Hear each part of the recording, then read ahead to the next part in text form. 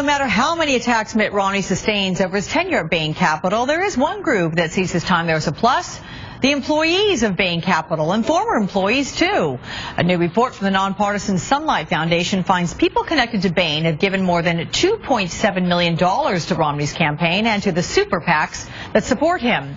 Dave Leventhal is Politico's money and politics reporter. Dave, good Sunday morning to you.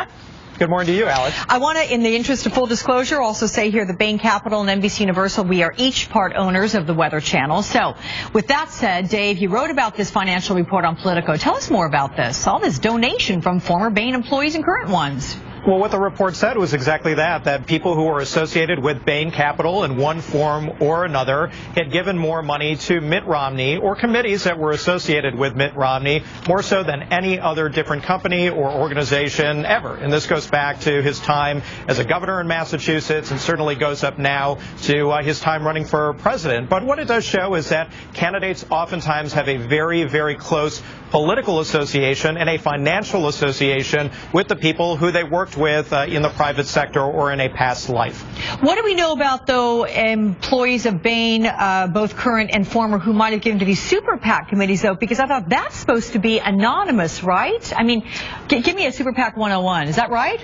The Super PAC 101 is that these are new types of committees that can raise and spend unlimited sums of money. They have not existed prior to this presidential election, at least within presidential elections. So we're really seeing just a flourishing of these types of organizations supporting Mitt Romney, but supporting all the other presidential candidates in their own right, too. And it really gives these candidates a brand new weapon. Even though the super PACs cannot directly coordinate with the candidates themselves, we've had people from running some super PACs say to us, hey, we take our cues from the candidates. We listen to what they say in the media. It's almost like a wink, wink, nod, nod kind of situation. And then we go up and we can spend, in some cases, millions upon millions of dollars on the air, TV, radio. Right. One super PAC for Ron Paul spent millions of dollars on Facebook and Google ads. So this is really a brand new campaign finance landscape that we're experiencing right now. This is not a second run. This is the first run for super PACs. And I'm curious as to how much you find this surprising. And even there are those who suggest it's un-American, because you look at Sheldon Adelson,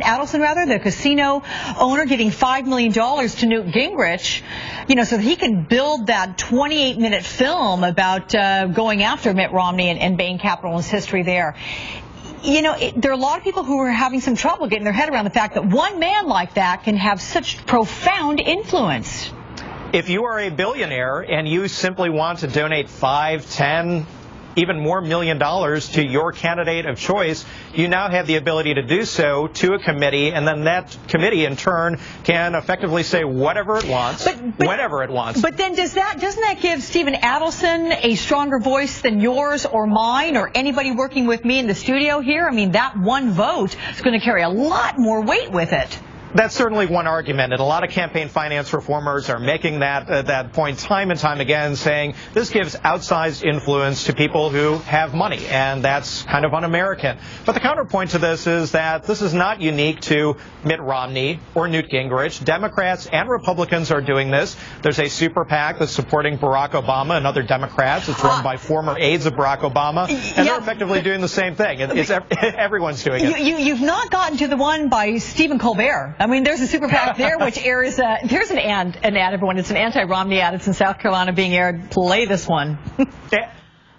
As Bain Capital, he bought companies, carved them up, and got rid of what he couldn't use. If Mitt Romney really believes corporations are people, my friend, then Mitt Romney is a serial killer.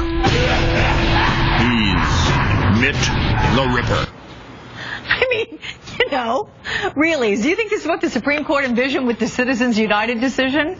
Oh, hey, far be it from me to try to get into the minds of Supreme Court justices, but Stephen Colbert, if he has done anything, he has brought the term Political Action Committee and Super PAC and all the rest to the forefront of the American consciousness. If you watch his show, you probably know the definition of all these different political groups, and I'll tell you, the satire, the political parody is second to none. It is awesome. That's the truth right there. Dave Leventhal, thank you so much for joining us.